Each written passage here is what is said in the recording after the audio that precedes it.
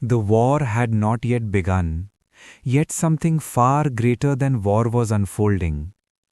Arjuna stood on the chariot once more, but now his eyes were not fixed on weapons or warriors.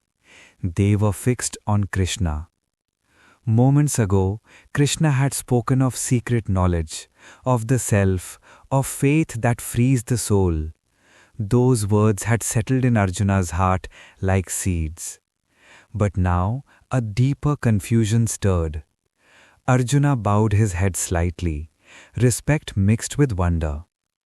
Krishna, he said slowly, carefully, you speak of yourself as the eternal truth, the supreme reality. Yet I see you standing here before me, holding reins, smiling like a friend. How can both be true? The wind brushed past them, carrying dust, whispers, destiny. Krishna did not answer immediately. He looked toward the horizon where the armies waited, where time itself seemed impatient. Then he turned back to Arjuna, eyes calm, endless, holding something far greater than the battlefield. Listen carefully, Krishna said. What I am about to tell you cannot be understood by the senses alone. It must be felt. Arjuna's heart beat faster. All beings, Krishna continued, exist within me.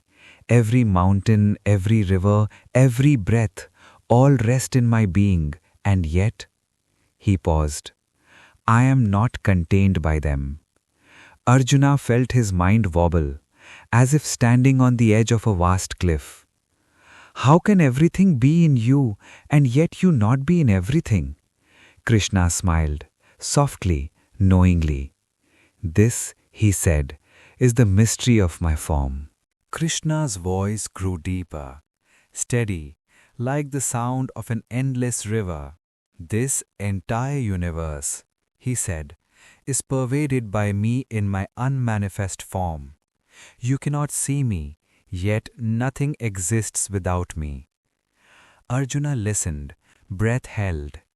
Just as the wind exists in space, Krishna continued, and yet space remains untouched by the wind, so do all beings exist in me. Arjuna closed his eyes for a moment.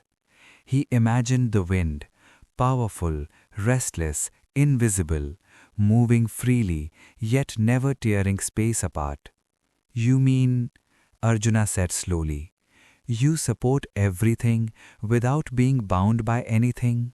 Yes, Krishna replied. I sustain the universe, yet I remain unattached. I create, I preserve, I dissolve, but I am never exhausted. Arjuna opened his eyes, shaken. Then the suffering I see, the deaths, the sorrow, are they also within you? Krishna's gaze did not waver. They are within me, he said, but they do not define me, just as clouds pass through the sky without staining it. A silence followed, heavy, sacred, uncomfortable. Arjuna felt both small and strangely safe. If all beings exist in you, does that mean you are trapped within them? Krishna shook his head gently. No, Arjuna. They exist in me, but I do not exist in them. The words echoed. Arjuna's mind struggled. Then how do you remain so close, he asked, yet so beyond? Krishna's smile deepened. Because my true form is not limited by distance, he said. I am near to all, yet far beyond all. The battlefield felt distant now, like a forgotten dream. Krishna continued. Arjuna, he said, do not be confused by what you see.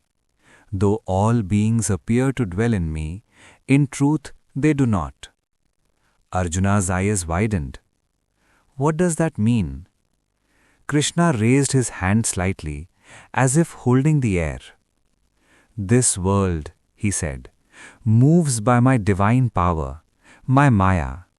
It appears real, solid, separate, yet it is sustained by me alone. Arjuna felt a chill. So this separation I feel, he whispered. This idea of I and others, is it an illusion? Krishna nodded. Yes. The body is born, the body dies, but the self is never born, never destroyed. Arjuna's throat tightened. Then all my attachments, my fears, my hatred, they come from mistaking the illusion for the truth? Yes, Krishna said simply. The simplicity was devastating. Just as a reflection appears in water, yet the moon remains untouched, so do beings appear to exist separately from me. Arjuna remembered nights in the forest, seeing the moon shimmer in a river, broken by ripples. You chase reflections, Krishna said softly, and forget the source. Tears welled up in Arjuna's eyes. Then how does one see you as you truly are? He asked. Krishna's voice softened. Not through eyes alone, not through rituals alone, but through understanding. Krishna stepped closer. The air itself seemed to respond.